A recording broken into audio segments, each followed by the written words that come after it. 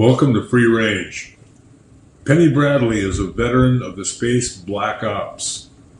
Born in 1955, she was kidnapped at age 4, mind fractured, and psi weaponized at Langley, Virginia.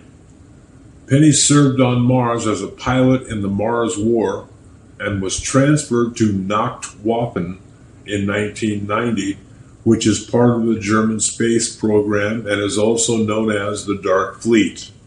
At that time, Penny was serving as a navigator on a freighter. Penny Bradley's memories of life in the Black Ops were activated by an NSA agent in 2013, restoring a whole lifetime of mind fracture, programming, and military use in space by a faction who speaks German. She has reintegrated 31 altars using Native American shamanic soul fragment retrieval. Here is your host, Gail of Gaia, with her guest, Penny Bradley.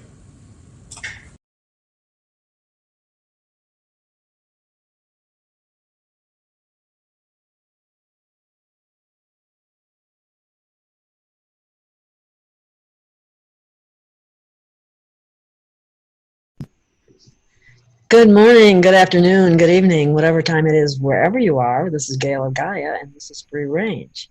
And this is my weekly show with Miss Penny Bradley, a super soldier and a woman that has knowledge that many don't have. So we're going to share that, and we're going to continue what we were talking about with religion and spirituality and alchemy, and what's the difference, and what does it all mean? And so anyway, Penny, let's try to pick up where we left off. I know that I just saw an article about the Pope finally admitting.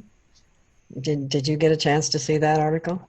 I saw that article this morning when I came on Facebook. One of my friends shared it, where the Pope admitted that nuns are being kept as sex slaves for priests, and that this is still capitals, still ongoing.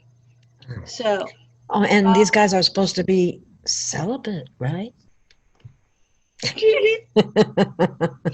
you really believe that priests are celibate, I have a bridge in Oakland I would like to try to sell you. Okay. Yeah, that's been that's okay. sad. For the record, I will say that I believe that there are some who take their faith seriously and are at least attempting celibacy. Yes. But from what we can tell from all the accusations that have come forward, there are a great many who are not. And having come from a Protestant background where the ministry are married and expected to be happy with their own wife, I can see that marriage would probably solve a lot of their problems. It probably would. Unfortunately, we also have a problem with a lot of churches, not just the Catholic Church, but other churches, the Mormon Church, the Protestant Church, pedophilia. That's another whole bad thing. We have approximately 5% of the population are pedophiles, and that's both genders. And pedophiles tend to gravitate towards jobs where they are trusted with children. And so the people that you would expect your child to be safe with are exactly the people they're not safe with. That would be judges, that would be priests or pastors, that would be teachers, counselors, Boy Scout leaders, policemen, Boy Scout leaders, Girl Scout leaders, anyone in a position that they would be trusted with children. And those are the jobs they gravitate to. It's gotten to where every time that I say I love kids, I have to stop and think, how is this going to be interpreted? That's sad. You know, I had 3 kids of my own. I raised 4 stepkids. I had lots of grandchildren. I genuinely love children. I do. I am protective of children. I am not molesting them. And the fact that I have to say that, Yeah, it's not. that kind of tells how corrupt our society has really gotten. And to be honest, I've gotten to the point where any topic I dig in, if I dig in it more than a week or two, I start finding corruption, corruption, corruption, corruption, corruption, corruption. It's all There, over. it's like the entire substrata of our society. Everything that is built on is sheer selfishness and corruption. That is so sad. And religion is no different. Exactly. Well, that's one of the things I would like to say. That's the topic of the day, is religion in all of its array. And there's corruption in all of that too. It's not just Judeo-Christian. Okay? I have an old blog. It's still online. It's one of those free WordPress ones. I ran out of memory, is why I stopped writing. You know, they wanted me to pay money. Oh, yes. The free only lasts so long, and then they Yeah. start, and then they want your money. And they want you to pay money. But it's still up. And I have an article on there about pedophilia. And so this was from 2013. And at that point, there had been a imam who had raped his own daughter and then beat her to death because she was no longer a virgin. And she was 2 years old. That's what I can't understand, how young they do this to kids. I mean, it's just absolutely appalling to me. Her autopsy showed that he had penetrated her anus and then used some hot metal to try to stop the bleeding. And this was what he had done to his own child. So what was he doing to other people's kids? Because he was the father, under Islam, they couldn't execute him, but they made him pay $50,000 to the wife for killing her daughter. Oh my God, that's nothing. Well, it's a lot in a Middle Eastern country. So, they can't replace a life. No. But a lot of these countries don't value female lives. No, they don't. That's for sure. And that's something that folks need to understand, is a third of the world kills their baby girls because they're not boys. A third of the planet, population-wise, kills baby girls because they're not boys. So this is, first and foremost, cultural, because they have to pay a dowry on a daughter, where a boy gets a dowry.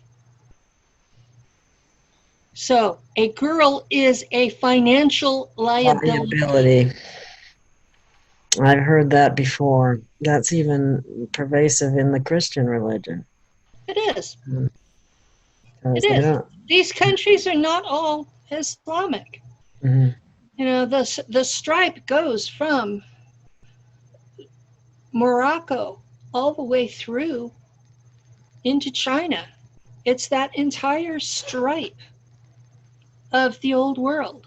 Northern Africa, into the Middle East, through India, through southeastern China, the Southeastern Asia, up into China, down into Africa. This is where baby girls are being killed. And I know I've had lots of people argue with me about it, but the facts are on a website called Half the Sky. And it has to do with documenting the murders of baby girls, girl children, and adult women throughout the world. And when they get a country to say it's illegal, they figure that's a major victory, even though it will still take 2 or 3 generations to get the practice stopped. And they know it. That's very disturbing. Very disturbing. But you see it in the religions even in the religions that aren't killing the girls, they subjugate the girls or the women. If you look at all of the, I'm going to call them ET religions, because if you really look at them, they're all based on an ET. But if you look at all of the sky god religions, in every single one of them, the religion is based on the male has a soul and that the female is property. Which means they think we don't have a soul? Oh, I had family tell me that as a child. Church of Christ. They said, prove it by the Bible. You can't. There is not a single place in the Bible that says a woman has a soul. We're not people in their minds. We are property. And that's in Christianity. That's also in Judaism. That's also in Islam, because they're all based on the same sky god. Sky god. Okay. Let's delve into that a little further. Okay, sky gods are ETs who arrived in spaceships. And we even have pictures of spaceships on different hieroglyphics and so on. It's even mentioned in the Bible, isn't it? The religion in the Bible talks about the glory of God descended. The glory of God is a spaceship. Surprise, and if you don't surprise. believe it's a spaceship, read the book of Ezekiel.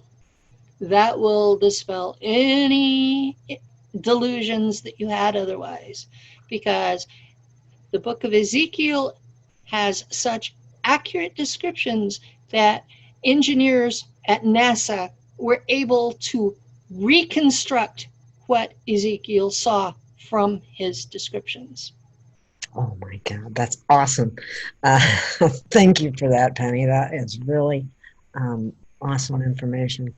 And I think it's important that people know this kind of thing, because we've been duped again. If you look in Genesis, if you can find a translation that is a word-by-word translation from Hebrew to English, you will find that the book of Genesis talks about that mankind was created by a plural set of beings in their image, and the being that they refer to as clay just means a earth body. So you go through, and the euphemisms, clay pots, clay jars, those are human bodies from earth and not their own. And if you compare Genesis to the Sumerian tablets and to the pyramid texts and other parchments from Egypt, you'll find the same story is told of beings from another world who came here. They were wanting to mine gold. The work was too hard for them, so they took a creature who was already here and modified it with their own DNA so that they could interact with it and use it as a slave race.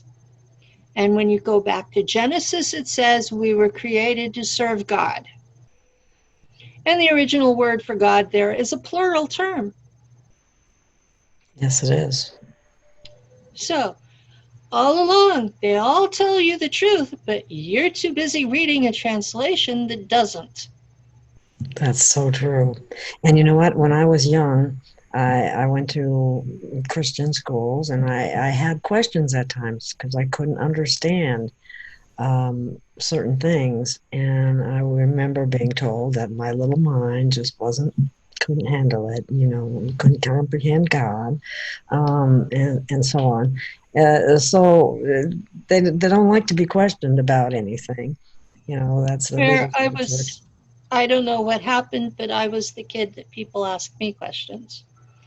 Starting in about 8, 9 years old, I had sat and read the Bible straight through already by then. Oh my goodness, that's awesome. So I was a member of the Church of Christ, which, for folks who don't know, that is a backwards conservative group that does not follow any other religious text other than the King James Bible. They have it memorized by heart. They argue over every detail of the English translation, and they never bother to look at the original languages because King James authorized that translation, therefore it's from God. Well, as I understand it, if they didn't write what King James wanted, it was off with their heads. Pretty much.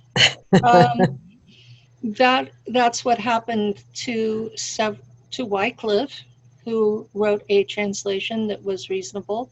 That's what happened to everyone who wrote an English translation of the Bible before King James. They were all killed. There was a Bible in English that came out of Geneva, Switzerland, and that was what the Puritans used when they came to America. Ooh. Now, the Church of Christ came out of the Scottish Covenant Presbyterians. And so they were using the King James rather than the Geneva Bible. How much difference is there really between all these different Bibles? Is there a lot of difference that you're aware of anyway? The Wycliffe Bible and the Geneva Bible were different from the King James.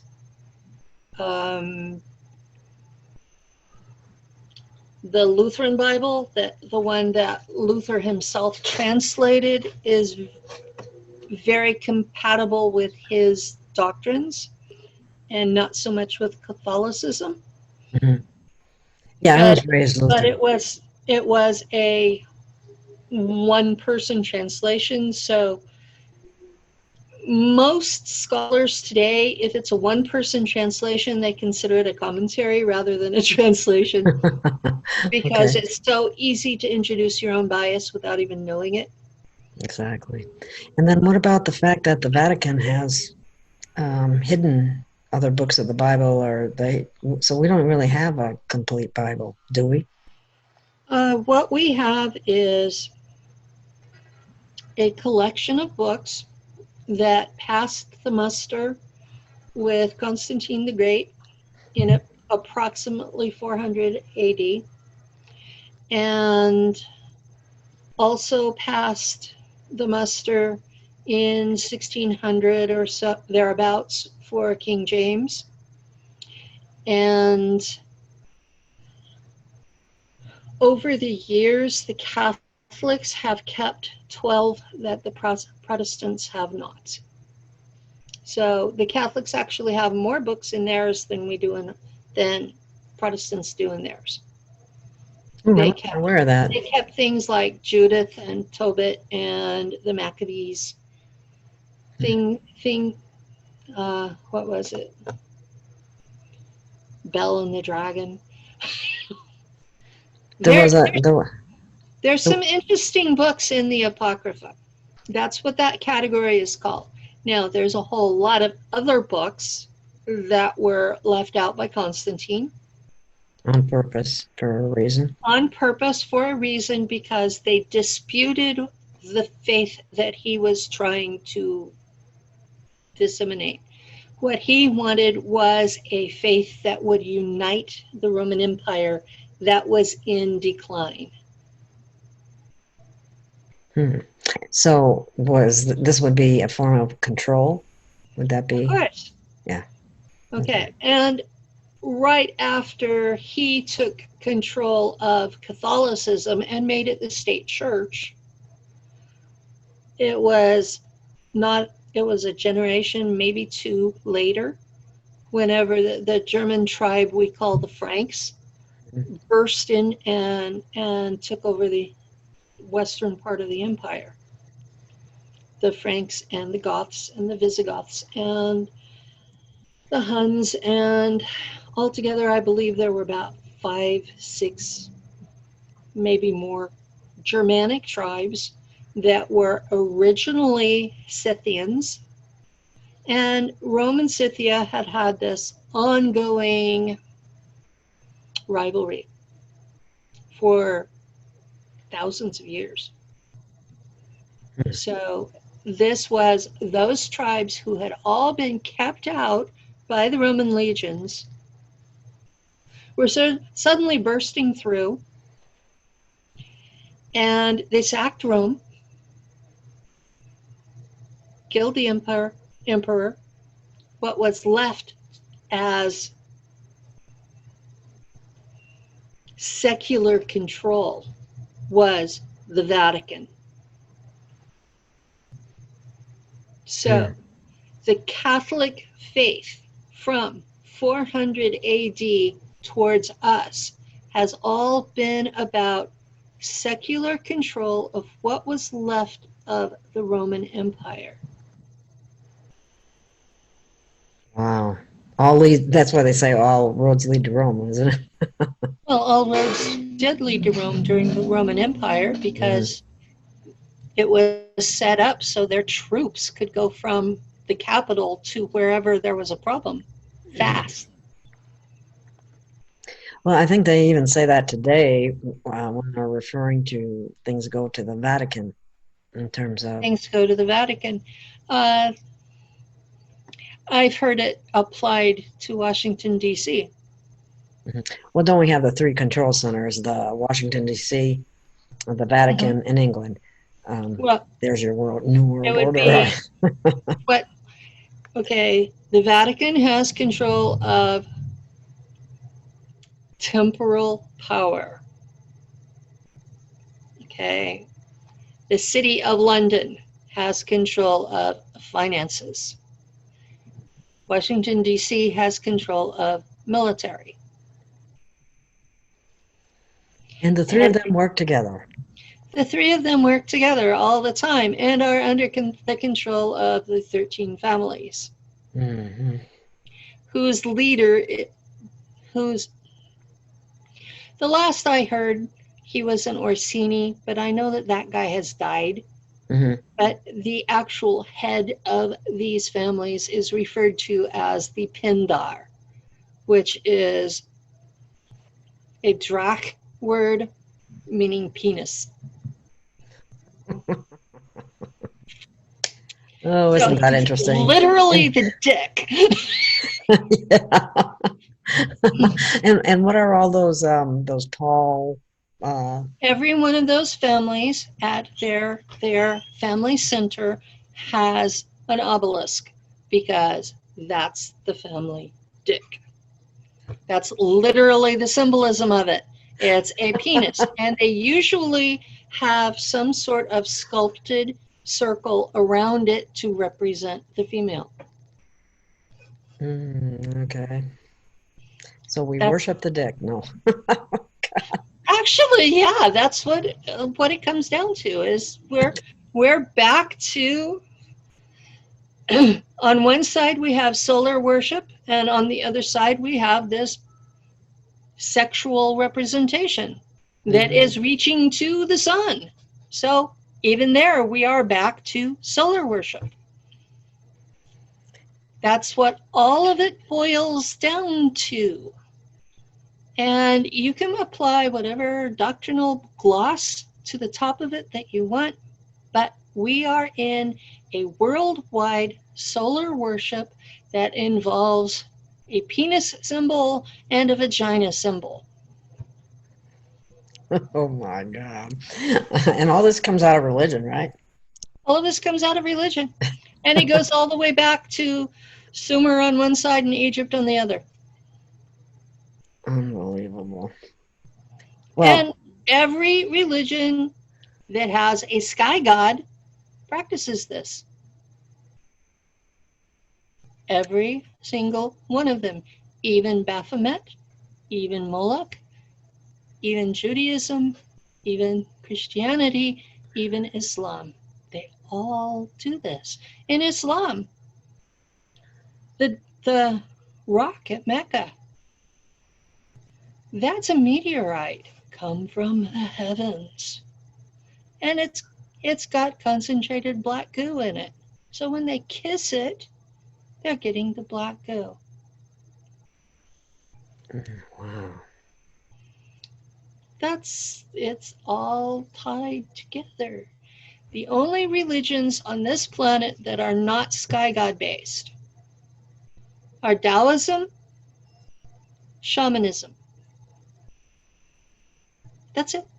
And that's why they massacred the Native Americans for our indigenous tribes, because Well, it wasn't just that. It was that the ruling class came from Atlantis, and so did the Eastern tribes. So they were getting rid of the competition. oh, that's what it was. Wow. Yeah, they called them savages when in fact they were the savages, but that's very common, isn't it, nowadays? You accuse someone else of what you're doing. That's the norm. Yeah. Like I said, everything in this world is based on corruption. It is. It is. And that includes science and medicine too.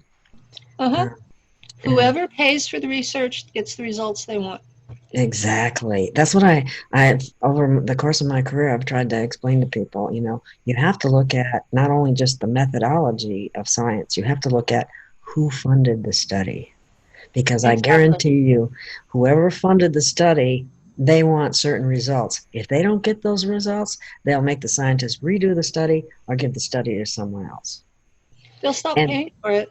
And then people that are scientists that stand up and say, no, I won't do this, I want to report the truth, get put in jail, just like Dr. Judy Mikovits did. Those who are not corrupt go to jail. Exactly. And yet the public or get killed. They're the bad guys. Yeah. There's how many microbiologists have been killed in the last 2 decades? Yeah, and how many in the last in the last 2 decades, it's close to 1,000 microbiologists. Now that really touches me, because that's what I went to university for. And if I had not come down with lupus, I would have been one of those people. Mm-hmm. Well, see, that's interesting, because one of the things that I had done was I was going to naturopathic school, and in the last few years, almost 80 naturopaths were killed because talking about vaccines they found that there was an ingredient in vaccines that destroyed an enzyme in your body that prevents cancer. Exactly. So the vaccines were causing cancer by doing this, and they found a solution, a treatment, so that your body would get that enzyme back. And those who had the treatment and were giving it to their patients are the ones who were killed. Yes. That's a sad state. And if we name the treatment, we will be taken off air, and therefore I'm not going to. Okay, yeah, that's why I haven't said it either. But anyway, yeah, that's just pathetic, is what it is. Because they had these naturopaths. They said it's like saying you're suicided and you shot yourself in the back of the head twice. Okay, how do you do that? Yeah. They call it suicide because the people talked. Mm-hmm. Yeah, see, what would have happened if I got into financial trouble, so I wasn't able to finish my naturopathic medical degree from the Southwest College of Naturopathic Medicine. Or I guarantee if I had finished, I probably would have been one of the ones that was killed because I believe in telling the truth. And I do my best to have guests that do the same. And that's exactly what I think about you. And that's why I enjoy having interviews with you. For your audience who don't know who I am, and I've guessed that from some of the questions they've asked, my earth level, I was raised in a Church of Christ cult. I was smarter than they expected a girl to be. I excelled in their own areas, and I excelled in math and science. And when I went into high school, I was a national merit finalist. In 1973, I was in a Who's Who book because I scored that well on the entrance exams.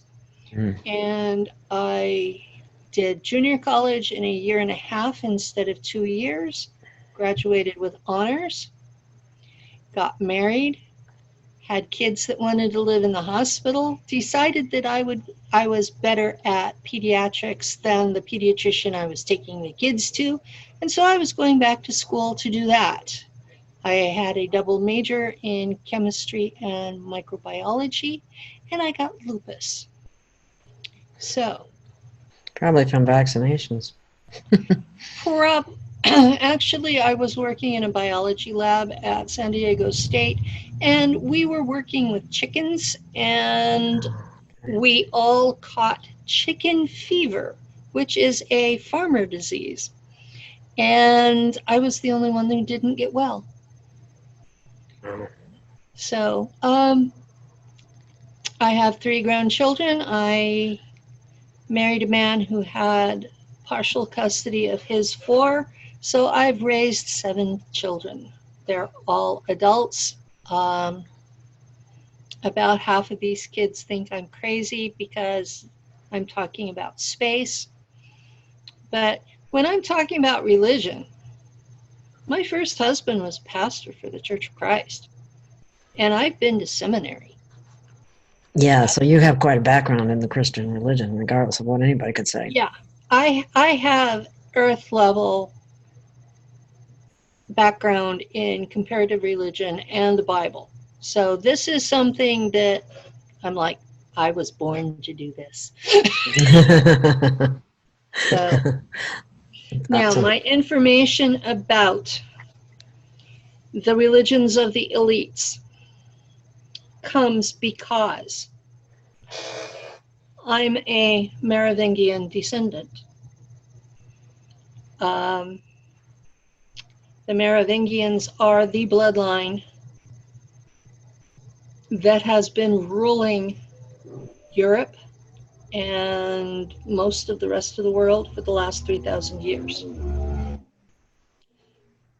I'm a descendant of King James that authorized the Bible. Oh no. Yeah. Well, you're here to correct his wrongs now. I'm here to speak the truth and to go as far as I can to remove slavery, pecking order slavery on this planet.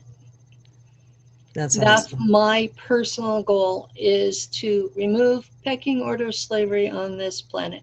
Now, that whether that's religions that are enslaving people, whether that's patriarchy that's enslaving women, without replacing it with an equally wrong matriarchy. Because this is about removing slavery.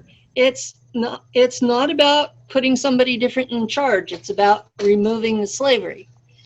It's about removing debt slavery, or what's called the Babylonian money magic. Yes, there you go.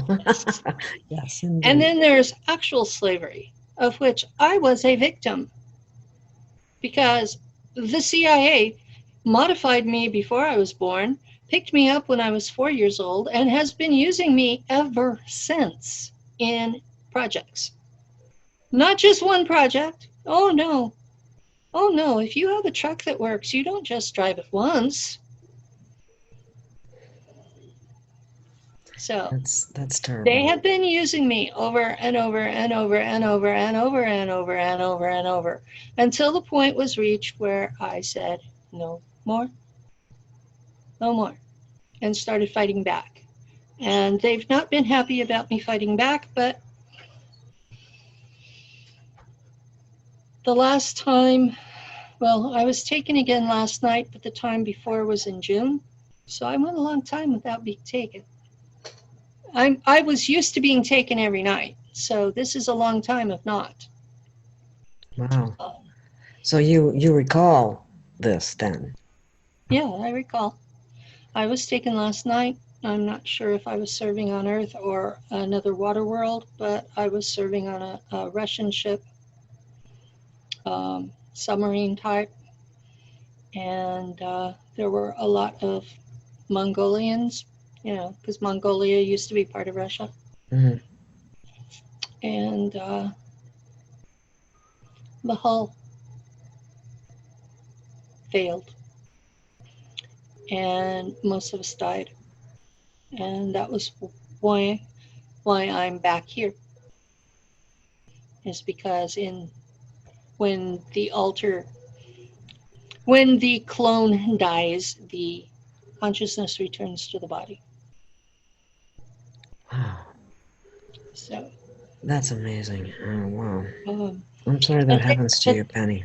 they had modified some of these Mongolian people with gills, and so those people survived. And they were in one area of the ship together, throat singing a dirge to mourn the rest of us. That's the last thing I remembered before being back. Wow. That's horrible. So at least they were mourning us, not celebrating.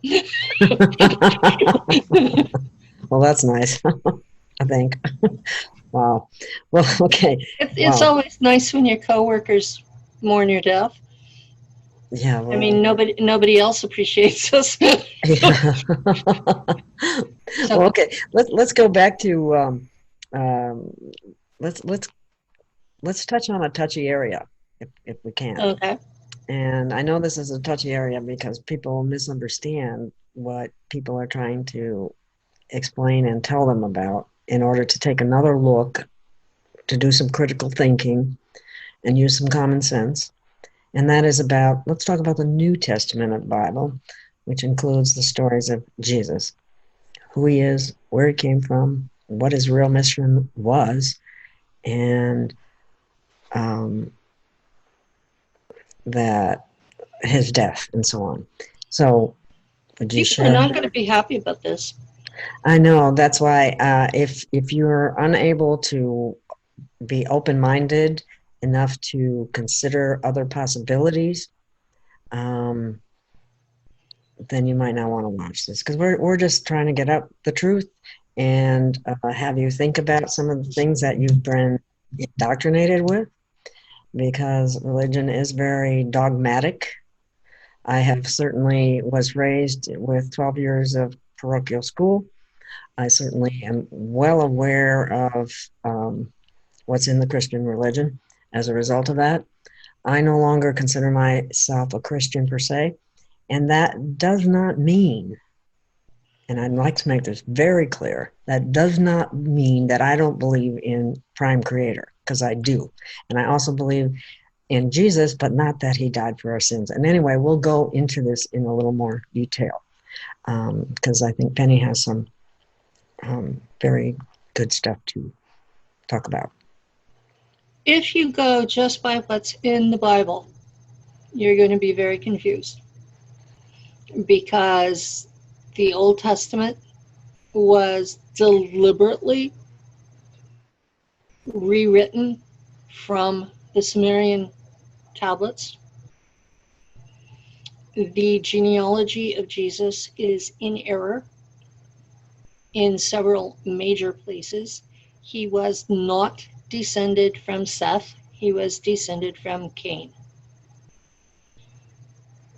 And the reason being that Cain, or as the Sumerians called him, Cain, was through whom the kingship was descended to earth from the Anunnaki.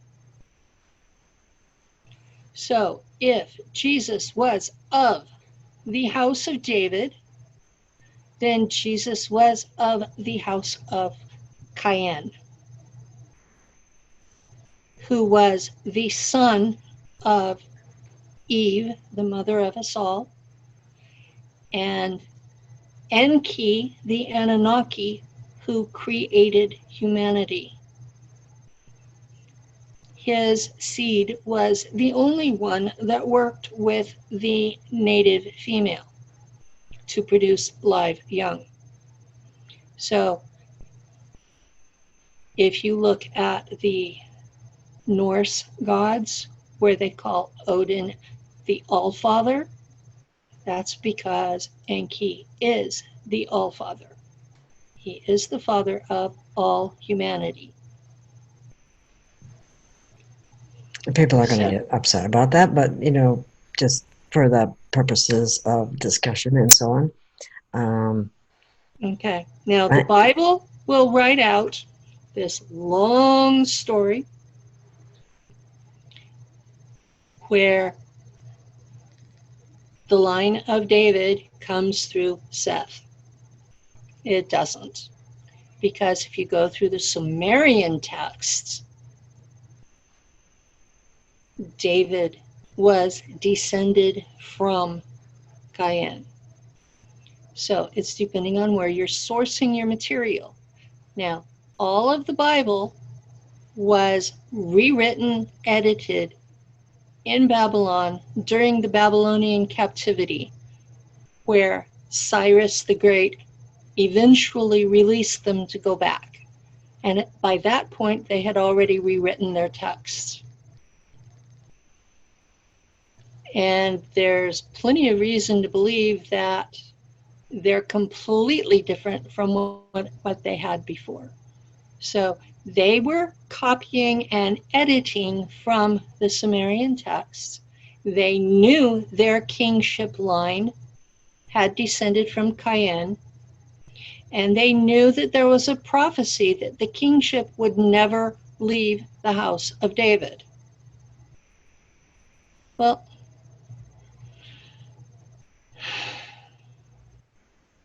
Mary was of the house of David, but she wasn't who the Bible says she was either.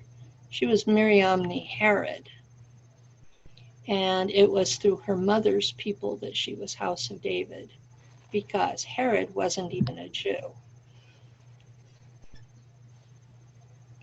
Wow. Well, that. Okay. Okay. Now, Keep going. okay. From the Sanhedrin records, in the Bible it talks about that Jesus was put through a trial with the Sanhedrin before he was turned over to Pilate. Well, those records survived. They're in Baghdad. In those records, his trial was to say that he was a bastard, that he was not the child of Joseph. Remember, that had been a real problem all along because she was pregnant before they came together. Yes, that's true. Yeah. So that part they got right. Now, in the Sanhedrin trial, he's declared to be the son of a man called Pantera. Now, there were two Panteras. One was a Roman soldier who had been in the Middle East, except Miriamne Herod had been in Rome, not in the Middle East, and she had been shipped home. When you have an empire and you have a king in a little trouble hotspot and you want him to behave, you take one of his family members to live with you. And if he rebels, that family member gets killed. That's called a hostage. Mm-hmm. And that's a ancient practice that was still practiced up until about 100 years ago. Wow. Okay? Mariamne Herod was the hostage so that Herod the Great would behave, because she was his great-granddaughter. But she was a child of the family, and supposedly he would behave because she was there. Well, we don't know whether she was seduced or raped, but she came home pregnant with twins. Twins. Twins, yes. Jesus had a brother, Thomas, otherwise known as Didymus, which means twin. That's in the Bible too. Yeah, I'm familiar with that name. Yeah, that's Jesus' But it twin doesn't brother. tell you in the Bible that it's his twin. No, it doesn't. Mhm. But, okay. There was a man in Rome who was called Pantera because, like a panther, he would stalk women. And if he couldn't seduce them, he would rape them.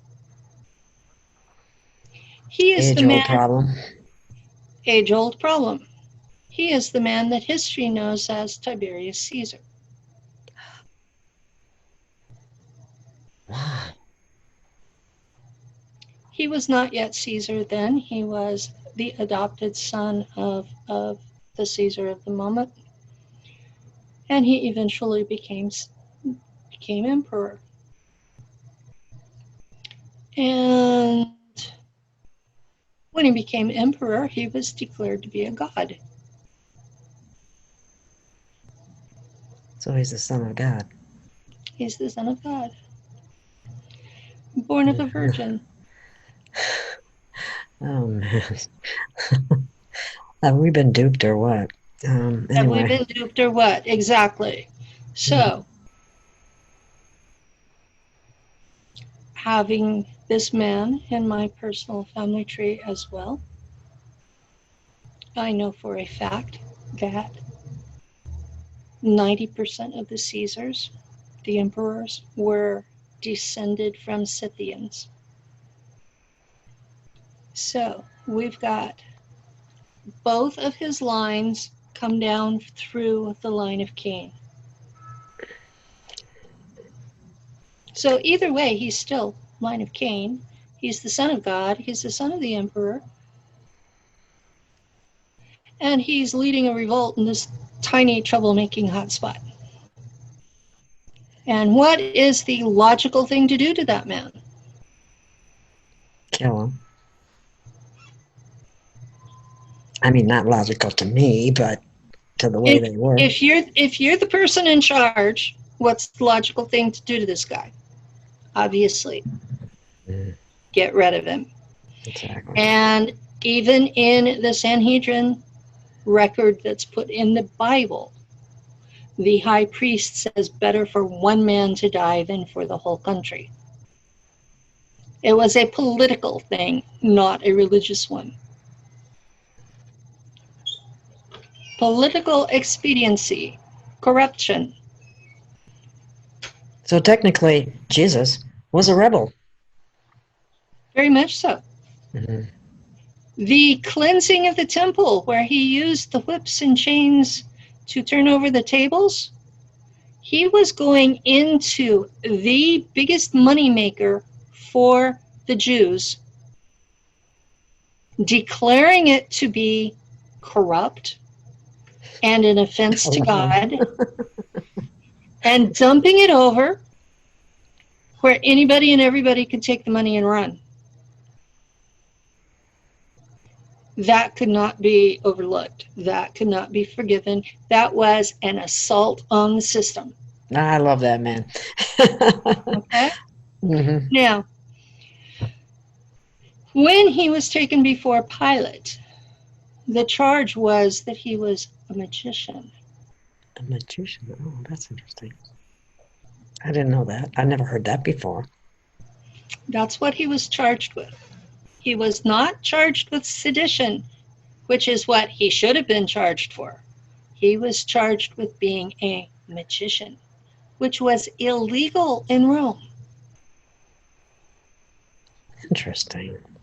So, how would this supposedly Jewish peasant, which is what everybody thought he was, Yes, yes. everybody today is told he was the son Born in a manger. born in a manger, son of a carpenter. Not that his mother was a princess and his father was the emperor. Okay? So the whole story's been a lie from start to finish. Now, then we go to why was he charged with being a magician? Okay, if you look back into the Gospels, you'll see where Herod threatened the boy and an angel came and told Joseph to take the mother and child out of the country and led them into Egypt. Well, what was in Egypt? Because this kid spent 12 years in Egypt learning something. What did he learn? There is a mystery cult in Egypt that's based on Osiris and Isis. And that is the continuation of the dying god who is resurrected with the assistance of his goddess wife.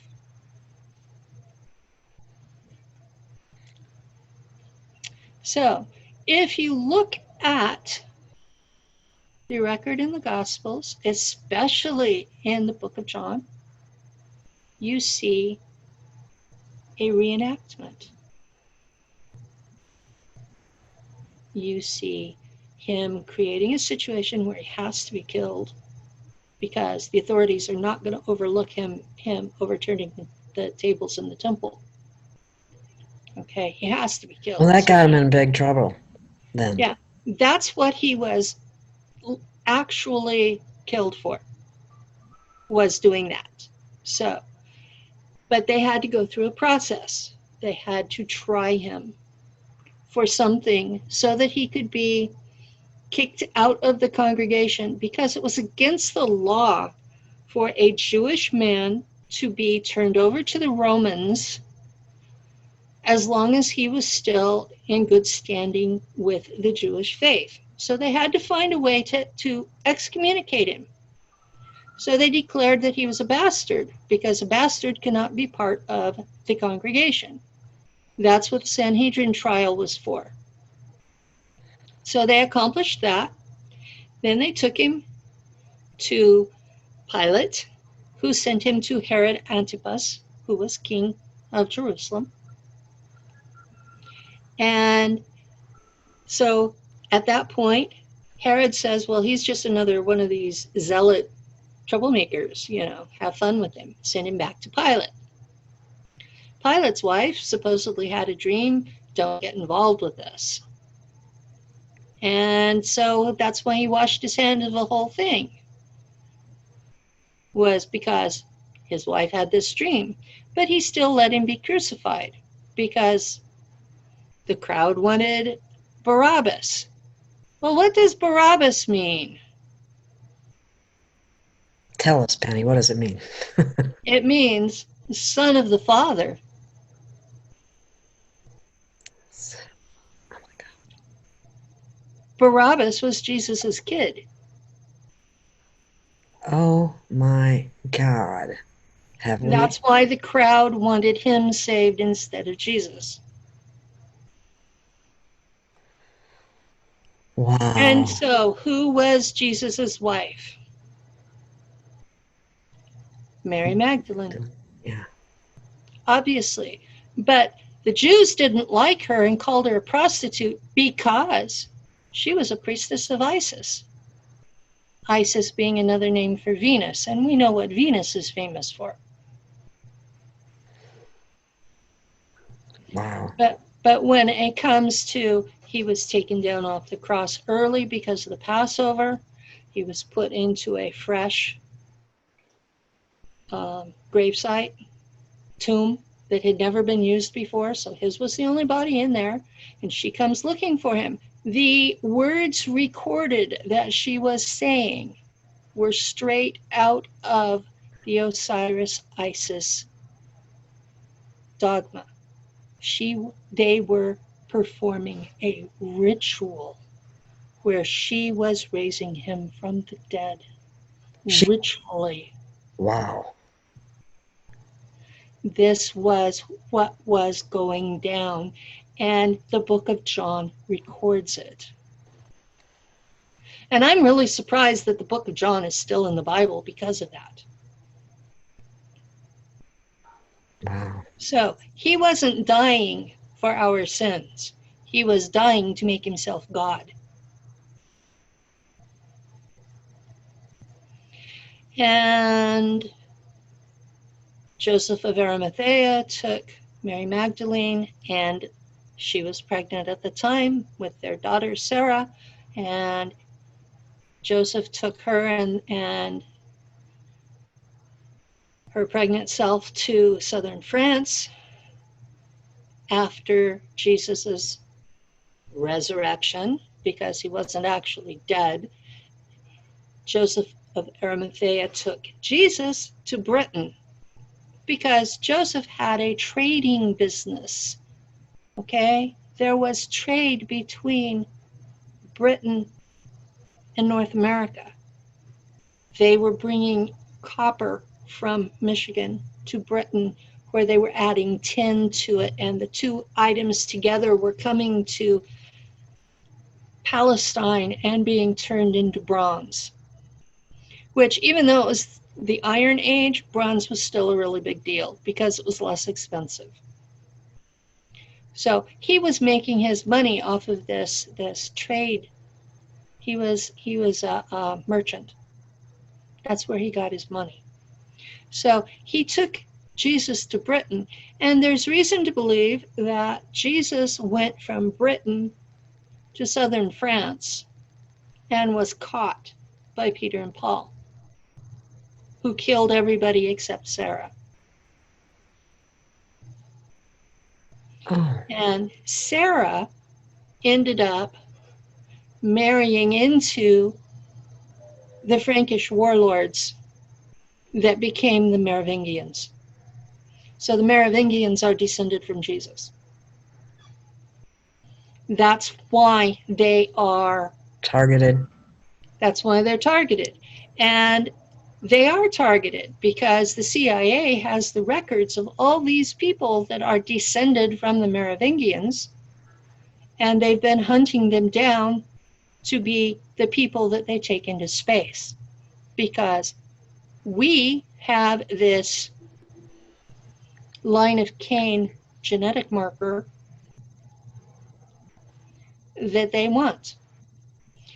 And they are affiliated with the Jesuits, who are a part of the Vatican, and they're trying to kill us off. So if we die in the process, they're perfectly happy with that. I would like anybody who doesn't know or hasn't read the Jesuit Oath to look it up and read it. It will really open your eyes.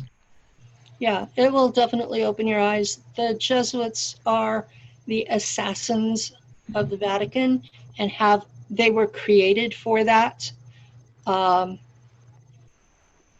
They are from the MOR bloodline, which is in competition with the MER bloodline. And they are not being taken for space,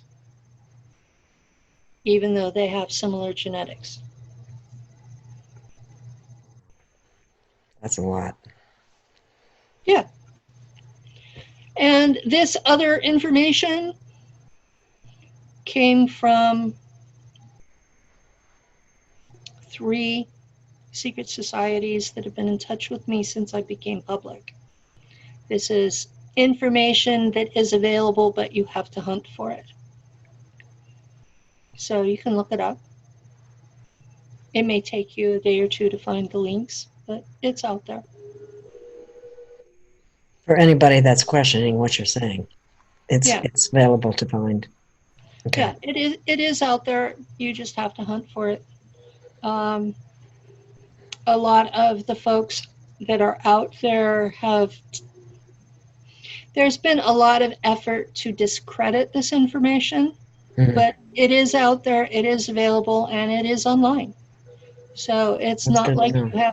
it's not like you have to go to the headquarters of the Freemasons in DC or something.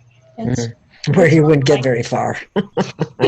You might, depending on who you're related to. Oh, okay. Wow. Yeah. So why do you suppose the religions in the Bible tried to convince people that Jesus died for their sins? Well, and the other thing about the Bible in religions that bother me is that, you know, you're a wretched sinner.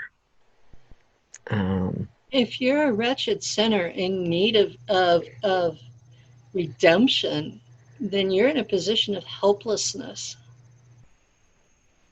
and more easily controlled. So that's the main purpose of that. That's the main purpose of that. It's to insert the priesthood between you and God. Now, you and I both know prime creator, source, whatever you want to call it. Any one of us can access that ourselves. There is no priesthood in the way. Exactly. There is no ritual in the way. It's simply a matter of making contact. And how do you suggest people make contact? Or do you? Prayer, meditation, whatever. What did I do? I had a temper tantrum. Okay. Did it help? I stood in the middle of the room and I screamed at the top of my lungs that there was no God, that I did not believe in any of this bullshit, that anybody that I had ever met that said they were God turned out to either be an ET or the ghost of one. And that I was tired of the bullshit. And I ended up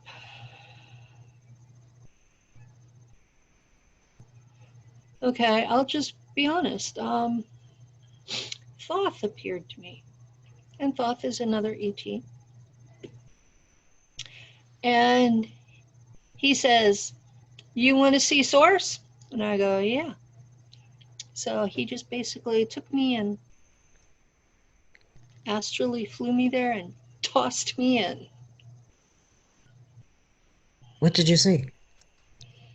Absolutely blinding white light that was liquid around me. And it was warm to the touch, and I could hear it thinking. Did you feel warmth and love? I felt warmth. I felt irritation that I had not been content with my lot on Earth, that I had insisted on contact.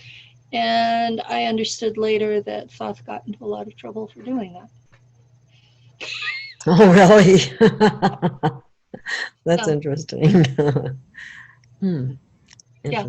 Very interesting. So that was my personal experience, and I'm not sure it would work for anybody else. Uh-huh. You know, because that's what I did. So you know that there's a prime creator. I know without any doubt that there is a prime creator. Okay. Now, here's a question for you. Doesn't our soul come from prime creator? Yes. So even though Enki and cohorts created humankind, that was the avatar mainly. The soul itself, or the spirit, whatever you want to call it, because people call it different things, is from prime creator only. The concept that I have is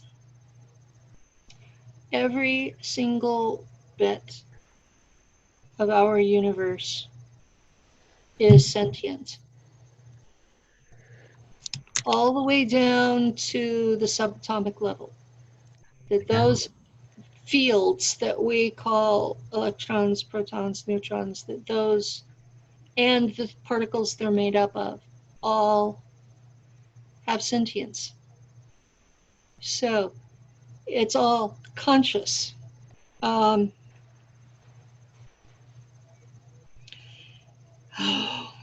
There's one of the Gitas that talks about it, that everything is consciousness, everything, that all is Shiva. Muji has a video out about it where he reads. He has one of his followers. It's Mooji. Okay, that's what I was wondering, because yeah, there's some music they put out that I love. One of his followers reads this section from this book, and I'm not sure which one it is. I can't remember off the top of my head, but they read this passage, and then he starts talking about opposites and how they don't matter because everything is consciousness. Everything is the same. Everything is one. Everything is consciousness, and says everything is Shiva. Now, for Americans who have been taught that Shiva means destroyer. Shiva means consciousness. Thank you. I didn't know that. I thought it meant destroyer too. That's why I was going to ask you that. That's American bullshit. Okay, we got plenty of that. It's more control. The more I think I know, the more I find out I don't know. Because so much has been lies. In the traditions of those who worship Shiva, there is the tradition that Shiva is dancing is what holds reality together. Interesting. And that when Shiva stops dancing because he's tired, that Maya, which means illusion, will poke at him to get him dancing again. Because Maya wants to keep reality going. Well, Maya's his twin flame, the way the legend. Oh, okay. Okay, so you have consciousness and illusion as a pair. So the illusion keeps the consciousness running. But when you look at quantum mechanics, at the level below the subatomic level, because remember, as above, so below, there's a level below the subatomic level where they call it the quantum static field. And it is literally a sea of electronic fields that morph into magnetic fields that morph into electronic fields and back and forth. And it's an exact 50-50 balance. Oh my God, that's fascinating. That is the underlying reality to everything you see. And it is an exact 50-50 balance. And if it ever shifts from that 50-50 balance, everything collapses. Oh my goodness. Yeah, think about the consequences to that. What that means light workers can't win or reality is destroyed. That means demonics can't win or reality is destroyed, because we have to maintain that 50-50 balance. So aren't we basically a bit out of balance right now? We're trying really hard to be. But the fact that we have so many people on this side automatically creates that same number of people on the other side. So what do we do? Shift to the middle. The middle road. That's what The Saint middle Germain road. talks about. Yes. The middle Saint way. Germain, the middle way. Jesus talked about the middle way. Yes. Jesus was here to teach us, I think. I think that what he was trying to do was unite the Egyptian mystery school of Osiris and Isis with Judaism. Hmm. I think that's what he was trying to do. Hmm. And because his followers were Jews, they didn't get it. Like it. And they especially didn't like that he left Mary Magdalene in charge. And so they turned her into A prostitute. good-hearted prostitute that spent the rest of her days being celibate, right? They made up stories. She was his wife, his legal wife, his royal wife, because he was legitimately king.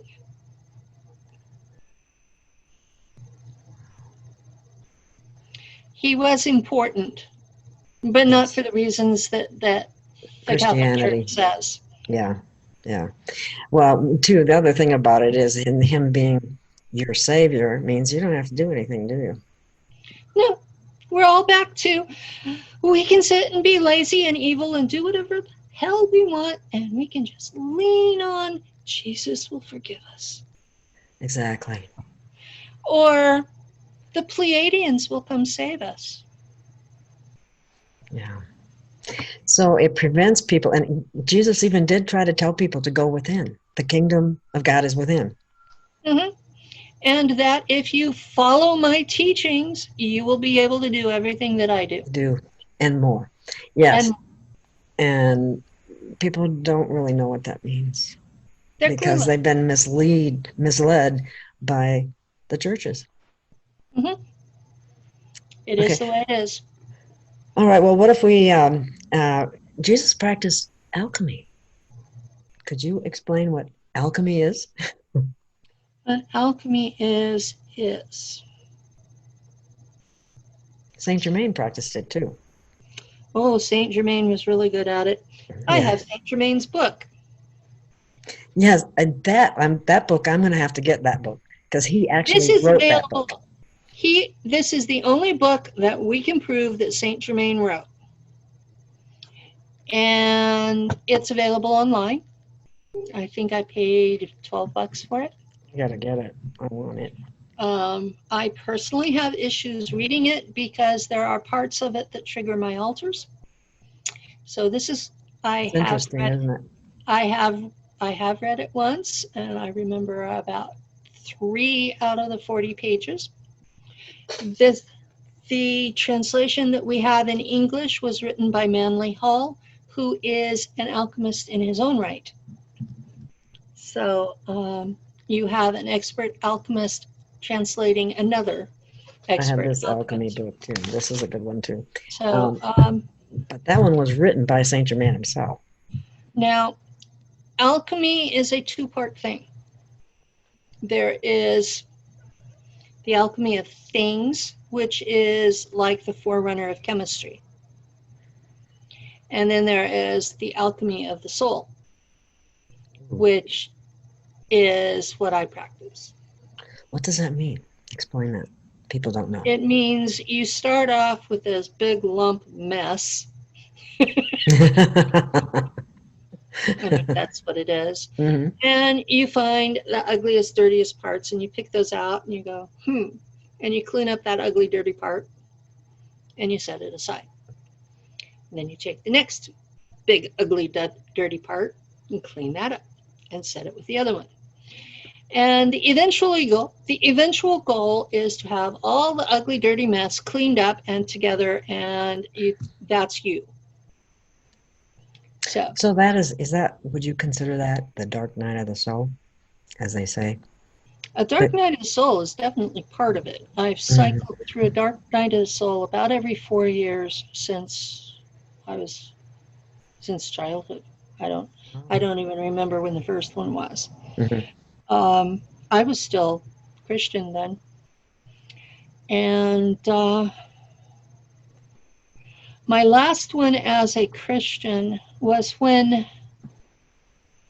my bishop, I was Episcopalian, not Roman Catholic, but my bishop was not only an Episcopal bishop, but he was a brother in a Roman Catholic order, and I'm not sure which one. Mm-hmm. But he had been affiliated somehow with the Carmelites. And they were the ones who had the classic age of mysticism in 1500s. Oh, wow. Yeah, I was going to ask you, who are they? I didn't know. They're a major group, and I still value their writing. Hmm. There was a book that's affiliated with them but not by them. The Cloud of Unknowing, and it was written by an English monk in about 1100, and it's available in translation. Interesting. And I used that technique that was in that, which was basically you just reach out to God, knowing that there is this unknowable being in this cloud beyond you. You can't see him, you can't understand him, but you know he's there. Mm-hmm. And that was the basis of my personal spirituality for decades. Mm-hmm. And until one day, an NSA agent used a remember code on me, and suddenly my faith was gone. So, all the illusions and veils disappeared. Everything was gone. I remembered having faith, didn't have it anymore. Remembered everything I'd been taught, didn't believe it anymore. I had already been excommunicated so many times that had taken. The last time they told me that my baptism didn't take because I had altars. They thought altars were demons. They're not. They're me. They're where my soul has been fractured into bits. Mm-hmm. And so they were literally trying to erase parts of me because they thought I was demon possessed. And when they couldn't, because it was me, they decided that I wasn't, my baptism didn't take, and they excommunicated me. So since I had religious leaders. Since I had already experienced similar in the Church of Christ and the Assemblies of God and the Church of God in Christ, I finally decided that I'd had enough. Mm-hmm. So my partner is an Iroquois shaman, and I practice alchemy, and we kind of meet in the middle. It's not something easily explained without a background. Okay, I don't think most people really understand what alchemy is. What is that? Changing what into what? Okay, the classic metaphor is you're changing lead into gold. Yes, yeah. And that was actually the goal of the physical alchemists in the Middle Ages, because they didn't understand the processes of transmutation of elements. Mm-hmm. They knew they could add this to that and do this to that, and they would end up with something different. They didn't understand that the basics that they were working with never changed, that they were making compounds instead of changing the thing. But they take those same physical processes. The first one is heating, or negredo, blackening. And you heat it, and that's basically your dark night of the soul. You're separating out, burning it off, so that you're left with ash. That's a process in physical alchemy. That's like the first step is you burn it down to where you have ash. This is an extraction process. So you go through your dark night of the soul that burns away all of the stuff. Now, that And stuff. now that stuff can be good, bad, or indifferent. It's just not you. Oh, okay. So then you add a liquid to it, a softening. And so then you have a solution you're working with. Oh, wow. And then you can add things to it. And if you add the right things, then you'll get a precipitate. And so then you pour off the liquid and you're dealing with this precipitate, which can be pretty dramatic when it happens. And then you purify that precipitate. And so now you have another thing. The goal is to remove all of the impurities, all of the stuff that you have in your life that isn't you. And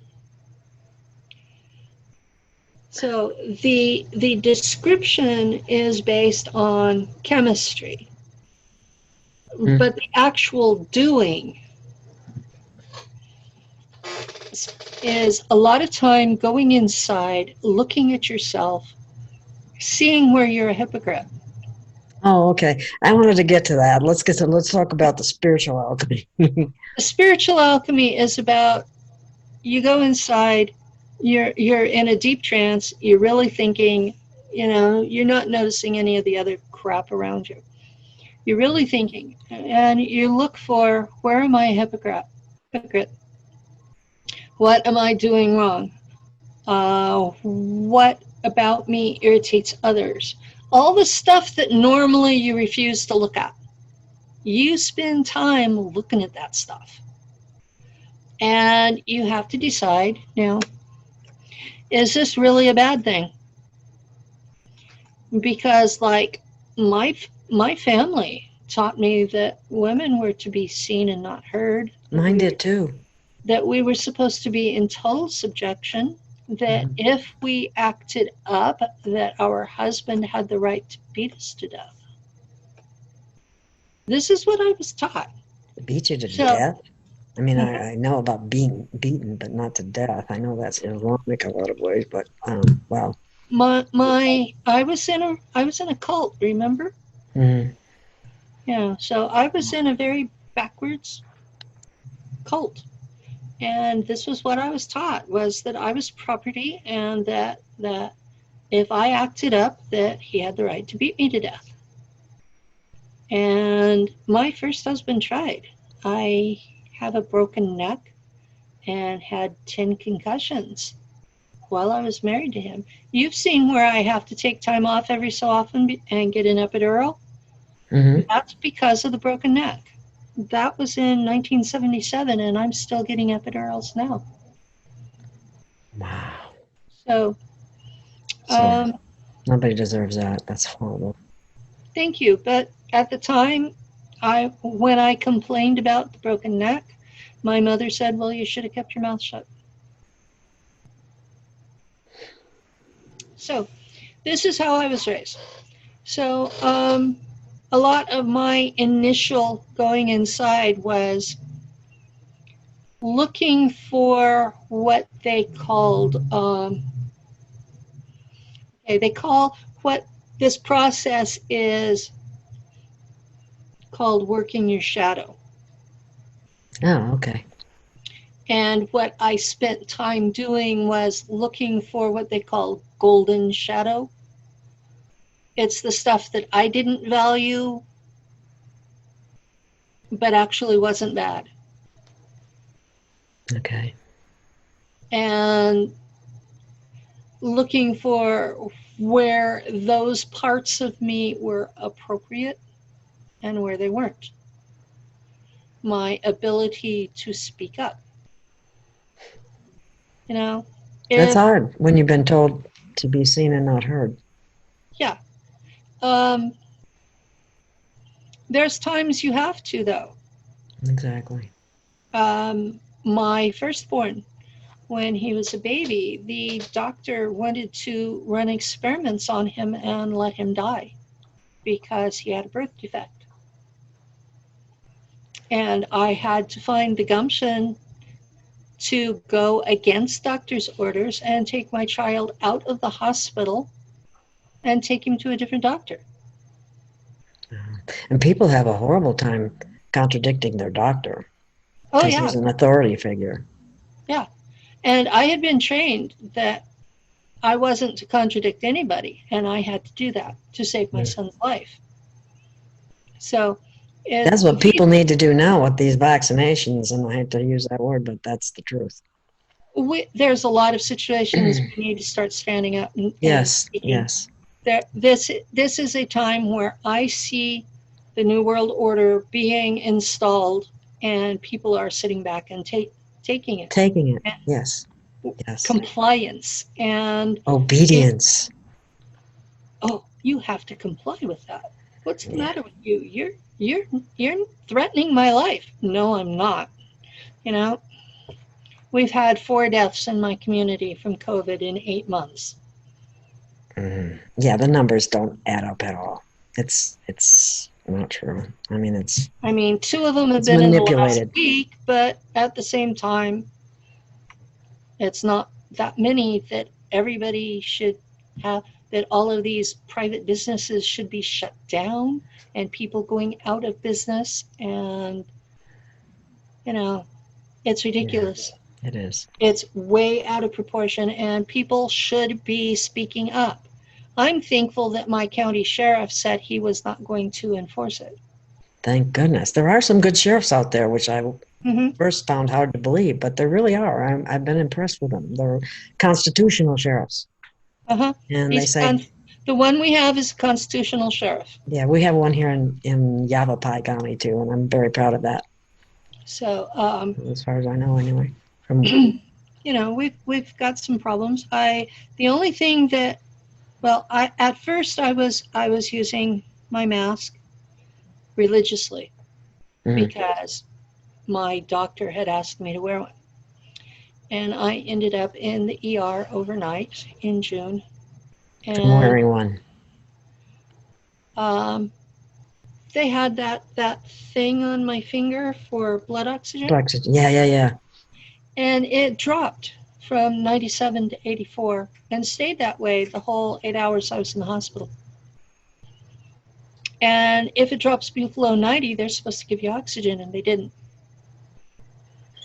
So I came out, I was dizzy and frustrated and angry, and I never did get a diagnosis or a treatment. I got lots of tests for my insurance to have to pay for. Well, because they get money when they do the tests. Yeah. That's the main reason for it. And what I came in for was I thought I had a high blood sugar incident, and I was throwing up and passing out.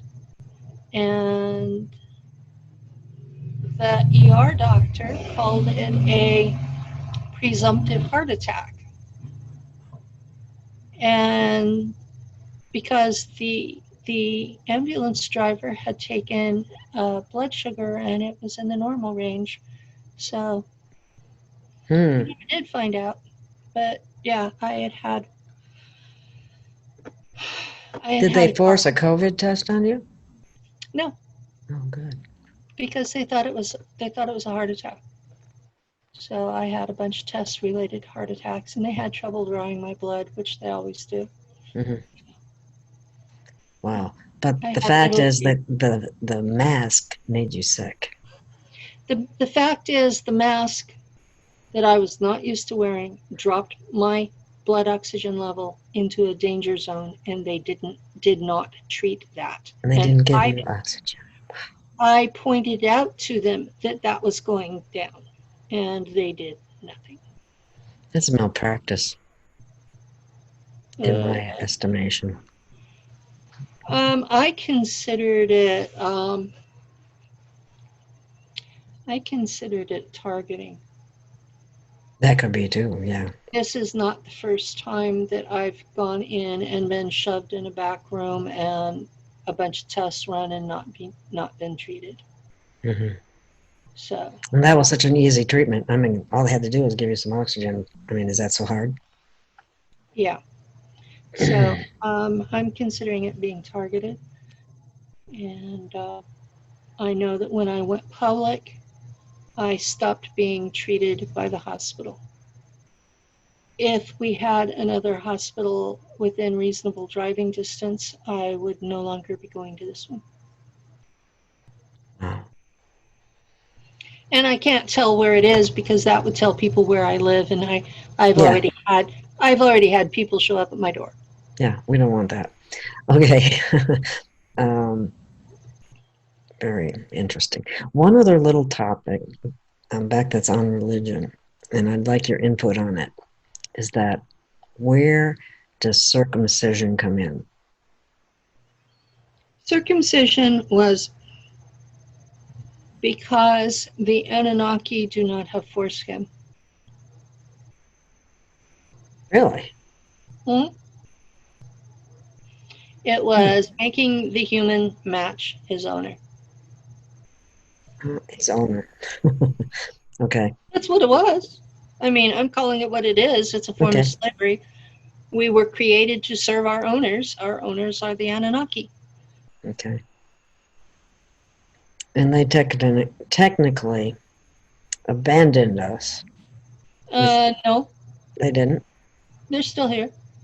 Oh, okay. They're not here in the numbers they used to be. They left a small group to maintain. Um, They don't have to make anything right? I they mean, have the ability to if they wanted to. They don't have the desire. that's sad. They think everything's fine for them. Well, yeah, for them. That's all they care about is if it's okay for them. It's okay for them to keep us as slaves, debt slaves, basically, and other kinds of slavery and so on. They created us to be their slaves. That's what humans forget. Yeah. We are serving the function we were created for. So there's no Never, changing that. sure there is. Get rid of the Anunnaki. That's a lot easier said than done when they're more powerful than we are.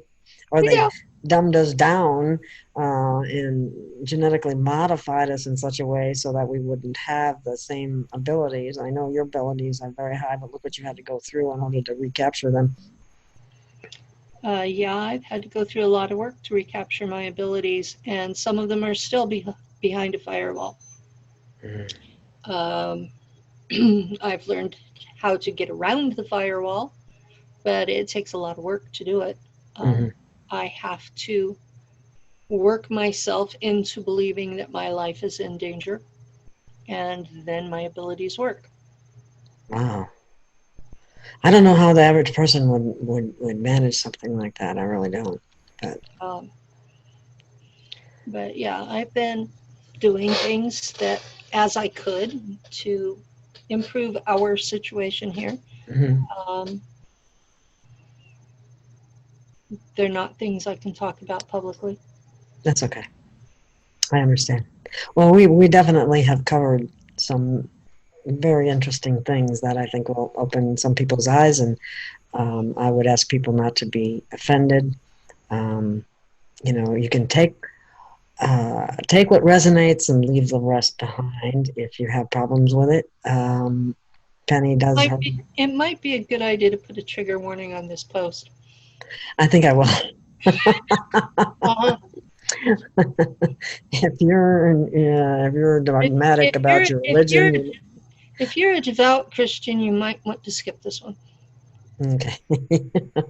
That's so unfortunate that people can't open their mind, even if they don't want to agree with it or even if they want to discount it. But if people make any really negative comments, I will remove them because it's I just won't tolerate that.